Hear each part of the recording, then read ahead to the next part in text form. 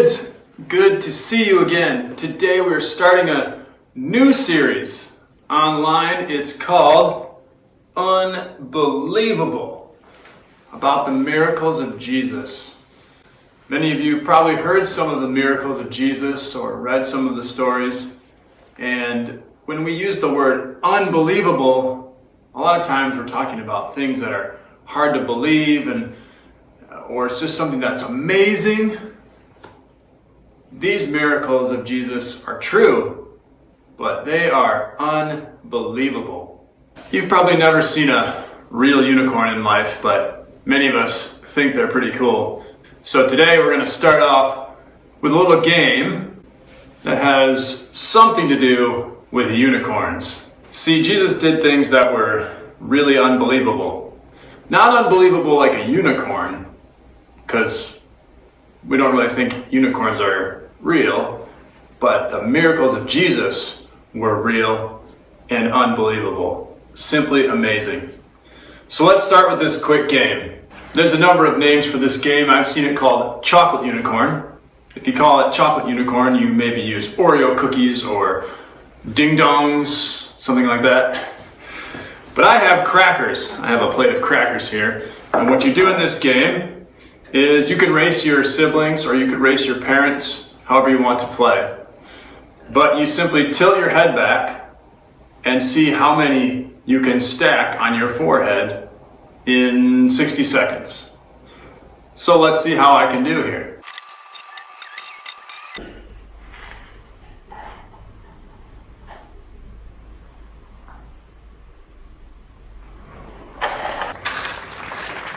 I did it! I hope you had fun playing our unicorn horn game. So I know that game was kind of silly, but maybe it was fun. What we're talking about today, the miracles of Jesus, aren't silly. They are unbelievable. They are amazing, but they're definitely not silly. And when Jesus was here on earth, he did some incredible miracles. We're going to read about one of them today. When he was on earth, people saw these miracles with their own eyes and they witnessed these amazing things happen. And because of it, they followed him. Turn and share. Sometimes when I'm with students or kids, I'll say, turn and share. Nobody's sitting here. I'm not going to share with my lamp.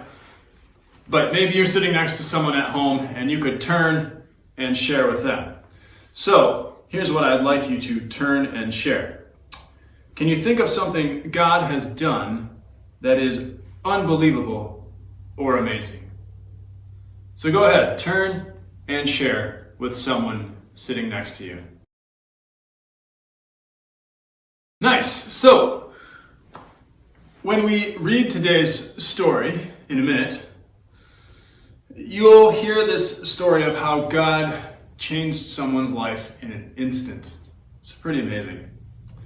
And God can do unbelievable things. Sometimes these are things that just don't seem possible. His miracles may seem like that. It doesn't seem possible. It's unbelievable. But the miracles that Jesus did are important because they show us what God is like. They can show us different things that we maybe didn't know about God, or they can reveal things and help us understand who God is. And that leads us to today's big idea, the first big idea of this series, and that is that Jesus cares about us when we are sick. So now we're going to look at today's Bible story, and the story comes from the book of Luke, one of the Gospels. It is Luke chapter 5, verses 12 through 15. So look that up with your family, use the discussion guide if you'd like, and push pause, come back when you're finished. You probably noticed that Jesus didn't avoid this man with leprosy. In those days, people would have avoided this kind of person, afraid that they would catch what he had or get sick. But Jesus was very different. He went to him. He cared for him. He did this all over the place. In Matthew, Mark, Luke, and John, the Gospels, we can read all these stories. There's actually 37 different miracles that happen in these books. and 25 of them have to do with healing. Healing people who are hurt and healing people who are sick, coming to them and helping them and caring for them. When you are sick or when someone you know is sick, there's a lot we can do. We can care for one another, we can pray for each other, we can comfort each other, give hugs. Sometimes we bring each other to the doctor. There's all these things we can do, and we see that with Jesus in this story. Jesus is coming to this man and laying his hands on him and praying for him and asking God to help him. We learn in this miracle that God cares about us when we're sick, wants us to be well, wants us to be whole. Sometimes it can be difficult because sometimes our bodies don't heal and we don't get well right away, or sometimes we lose people we love, and that can be difficult.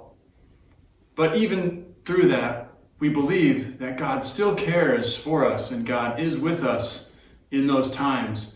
And we can remind each other of that by laying our hands on people who are hurting, hugging them, praying for them, giving them the compassion and the comfort that they need. So there's so many things we can do when we're hurting or when someone we know is, or when they're sick and need healing. One of them is to pray, just as Jesus did, and to think of how we can use our hands. And so one thing I'd love to do is a prayer activity. So you'll just need to get a pen or a pencil and a piece of paper, blank piece of paper, and take that piece of paper and just trace your hand as I am here. You've done this many times in school, I'm sure. You can cut it out or you can just leave it on there. You could do more than one hand. And then on your hand, if you could just write the name of someone you know, or maybe you could write a name on each finger, different people that you know in your life or from school who are hurting, who are sad, who are lonely, who need healing, who need comfort, who need to be cared for. Because that's our big idea today, that Jesus cares for us when we are sick or hurting or in need. You could take these hands and hang them up, or you could, if you just put someone's name on there, you could even fold it up and add a note to it and send it to the person that you're praying for.